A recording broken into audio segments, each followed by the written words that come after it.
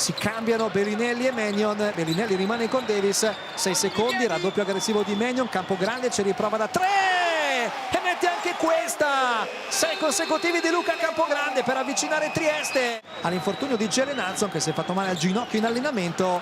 Libero supplementare sbagliato da Spencer, Terry tocca il pallone, Spencer lo controlla, extra possesso Trieste, Bartley per Terry, egregio per contrastare la fisicità della Virtus.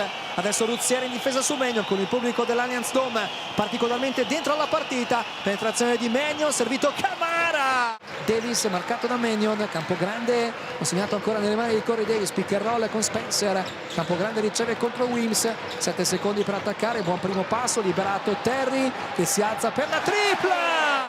Il 21 di Bologna, riparte Trieste, Davis palleggia contro Maignan, arriva a rimorchio Terry, scatenato in avvicinamento, alza lui, il lob per Spencer. Tanto Bellinelli o Gelei, +2 possesso Trieste, Spencer blocca per Davis, riceve, va da Bartley, salta sulla finta Maignan, Bartley! Il numero 33 di Trieste, quest'oggi veramente incontenibile, gira angolo Lundberg, buono scarico per Wims che attacca il recupero di Bartley, tiro in fade away di Kyle Wims.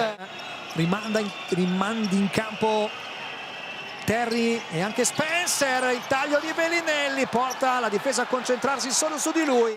Punti ben distribuiti come vedete fra tutti e 4 i quarti. Scambia Bellinelli con Maignan, pick and roll con Michi che può andare al ferro, si ferma, riapre, Maignan attacca l'area, tira in avvicinamento e segna. Bartley va di fronte a Bellinelli, si avvicina Spencer per bloccare, Bartley vuole attaccare, lob, Spencer segna con l'aiuto del ferro. L'ex giocatore dei Golden State Warriors che qui in difesa deve impegnarsi su Ruzier, blocco di Spencer, palla nell'angolo, tiro di Davis dopo la finta su Schengelia.